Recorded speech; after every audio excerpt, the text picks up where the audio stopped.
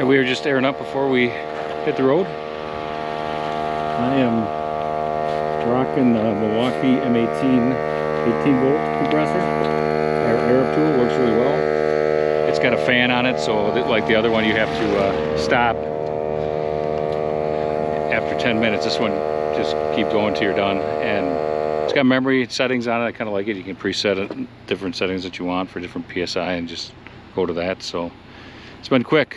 He's on his, Blake's got my old one, and he's just starting his third tire, and I've got one tire to go, which is just on the trailer. So I've done 5 to his 2.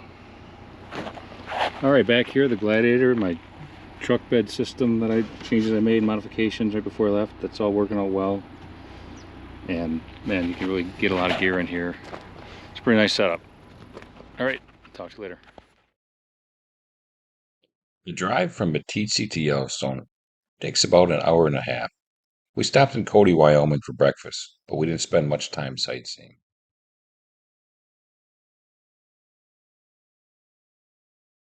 The East Gate for Yellowstone National Park lies about 50 miles west of Cody, Wyoming. The last hour of the drive is incredibly scenic, so the time goes by very fast. It wasn't long and we had reached the East Gate. What can I say about Yellowstone? It truly is an American safari. Although we were just passing through and only spent about 8 hours in the park, we still saw an abundance of wildlife. We had an enormous bull moose cross the road 20 feet from our cars, and we were able to pull off the road and watch it for another 20 minutes. We encountered countless buffalo, bighorn sheep, mule deer, and many other animals, and the most abundant wildlife of all, people. Even though we were there on a Tuesday into the middle of September, certain parts of the park were still like Disney with long lines of cars and people. You don't go anywhere fast in Yellowstone, as people are constantly stopping to view animals and scenery. None of it dampened our spirits or experience at all. The National Park Service does an incredible job managing this and other national parks on our behalf. We definitely want to come back here, but this time spend several days in an attempt to take in all that Yellowstone has to offer. Unfortunately, due to regulations, we're not able to share our footage in this video, but this is one of the places that you probably want to come to see for yourself. After an incredible day of sightseeing, we arrived at our destination for the evening in Jackson Hole. It was late, and we were ready for a hot shower and some good food.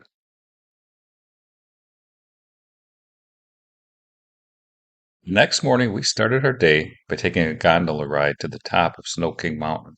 You can't help but be impressed with the amazing view. The town of Jackson Hole in the valley below, and the Grand Teton Mountain range in the distance.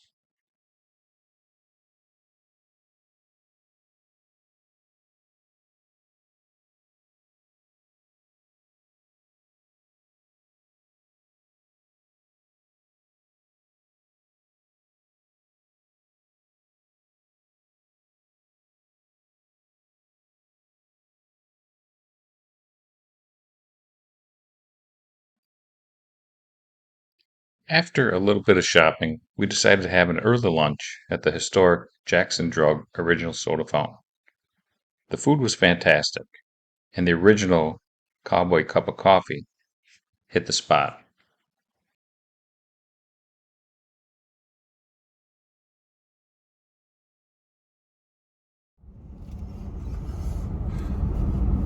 Hey guys, just a quick update.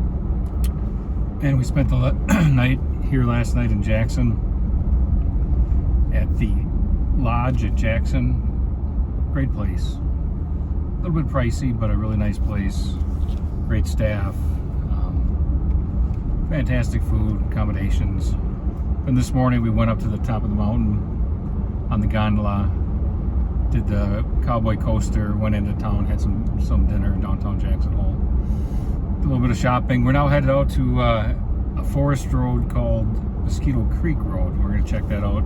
A series of trails out here that go out into the mountains, southern part of the Tetons. So we'll see, kind of see what that's about. And then I think our plan is we're going to stay in town one more night. The kids want to do more shopping downtown, Blake and Bailey do. So we'll do that, and then tomorrow morning we're gonna head out.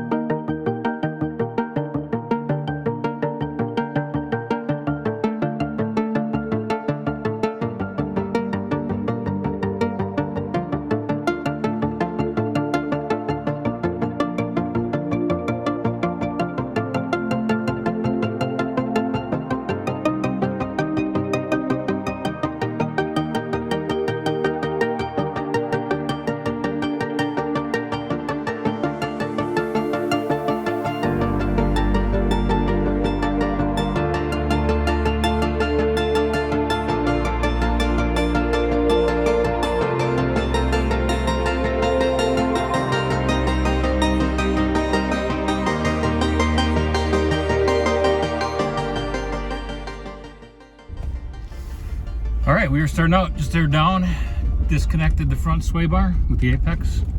I'm really liking that, how easy that is. Don't have to be level, don't have to be level to re-engage them. Moose on our left. Huge moose on the left. We are off to a good start. Man, the Tetons have not disappointed.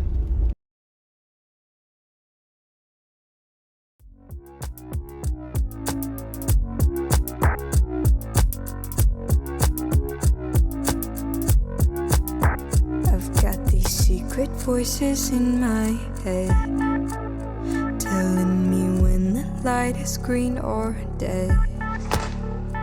Do you see the shadows in your bed, where your nightmares come to feast when you rest your head? Where do they go when the morning starts to show?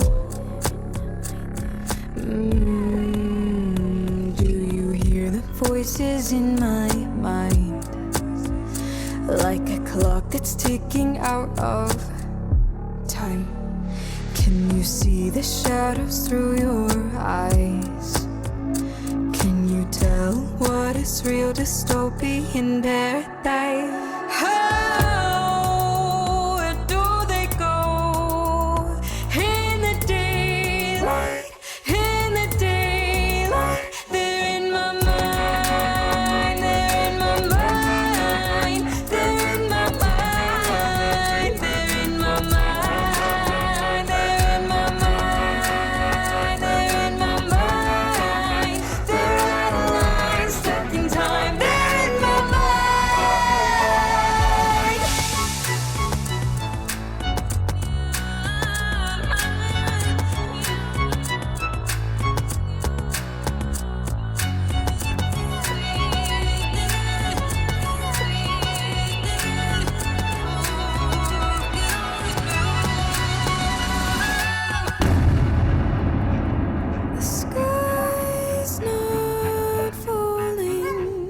But can you tell my mind that the world's not ending?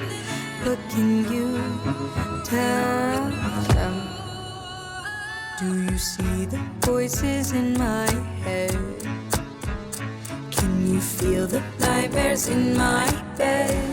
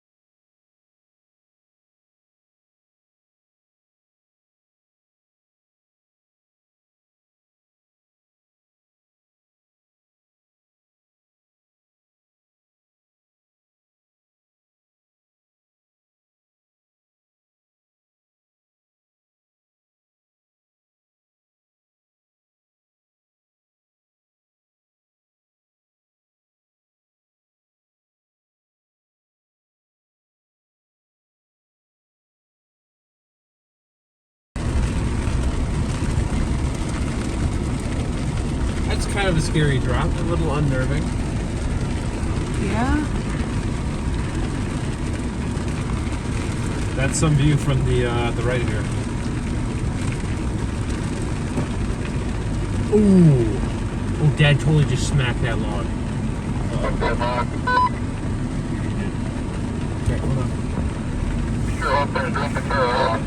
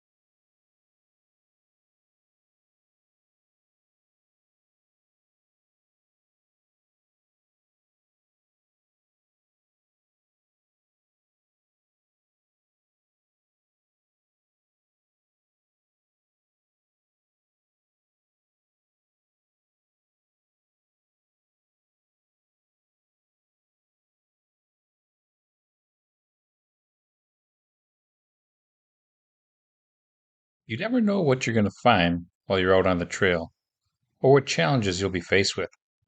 That's why my basic kit, even if I'm only going out for just a short run, includes a shovel, traction boards, a tow strap, and a chainsaw. We were certainly glad we had the saw here, as the trail was too narrow to turn around. It would have been very difficult trying to back down this trail, especially since the rain was starting to make the trail even a little bit slippery.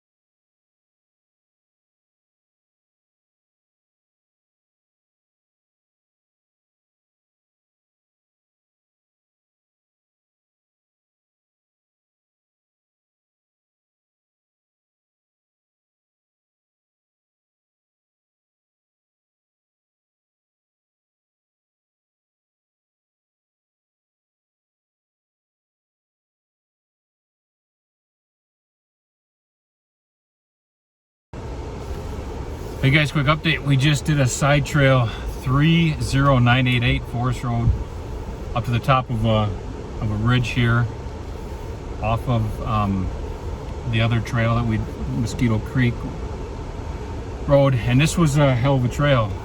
Got pretty technical, tight. We had to stop and clear a couple of fallen trees. Started to rain halfway up, and we're just making the descent now. If you've got some, you know, your rig is a little bit more than stock, this is a fun one to do, and you want a little bit of a challenge.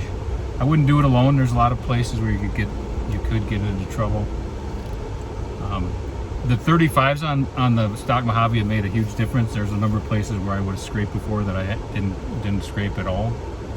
And I did put the skid plate on my back bumper that I have right when we started this trail, because I could tell it was going to have a lot of deep ruts, horizontal ruts that you have to go up and over, and at the back end of this thing would bump. And it only bumped 2 times, but it definitely, glad I had it.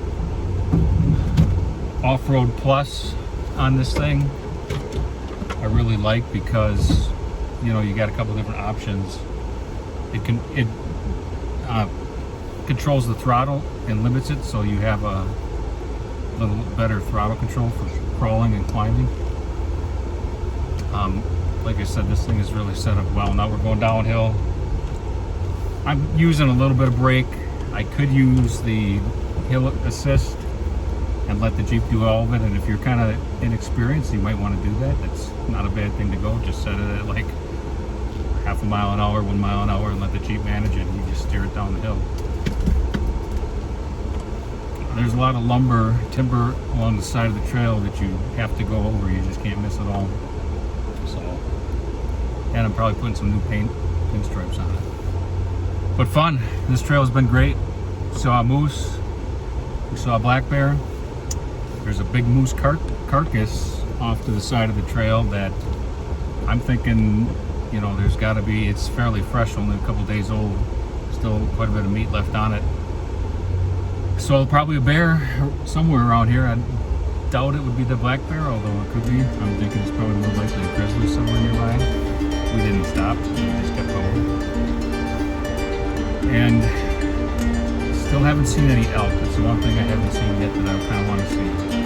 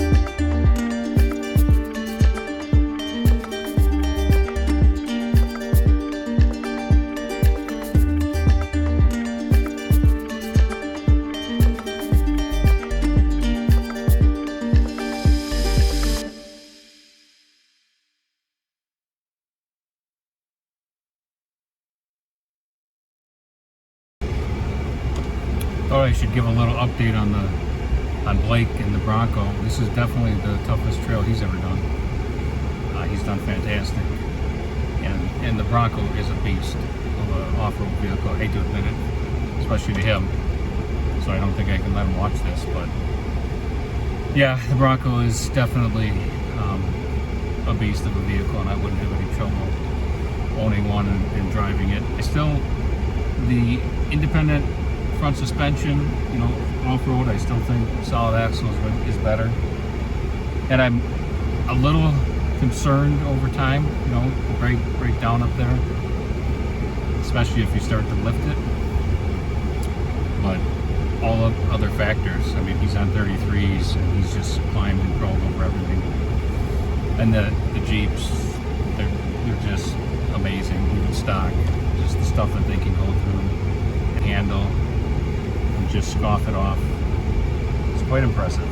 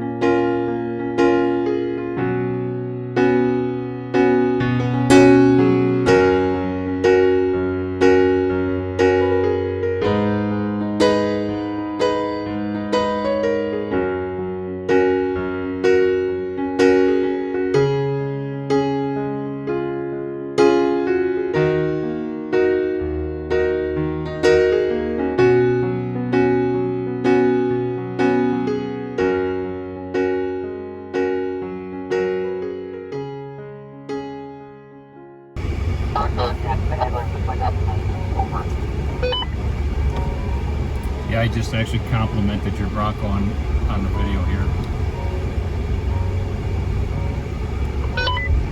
There's a sharp rock to the left. What do you say about the Bronco? I said both you and the Bronco are doing awesome, and it's a beast of a vehicle, as much as I hate to admit it. I hear you say that over.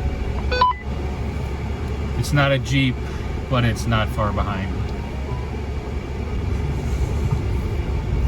So, going downhill, if you're new to this kind of stuff, you got a Mojave or a Rubicon, and you want to know how to drive.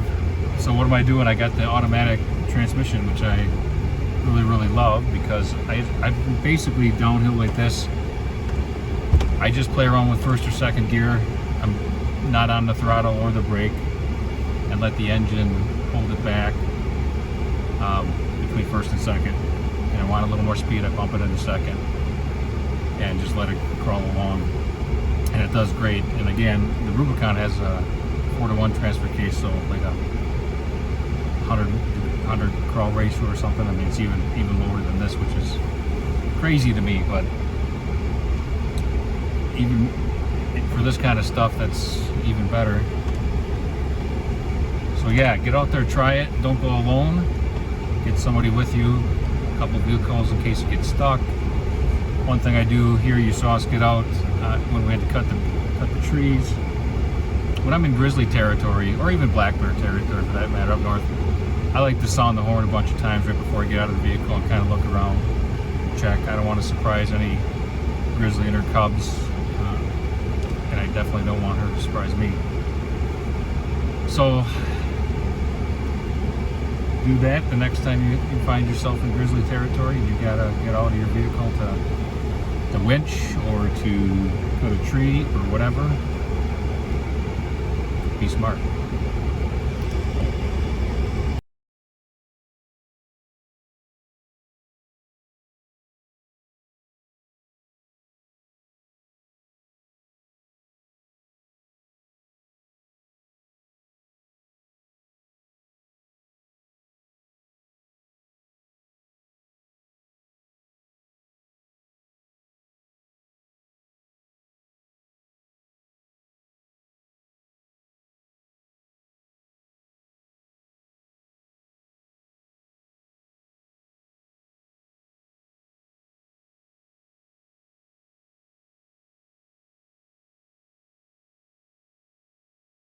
After a magnificent day exploring the backcountry around Jackson, Wyoming, we headed back to the lodge for some dinner and a little bit of shopping before we got ready for the next leg of our journey.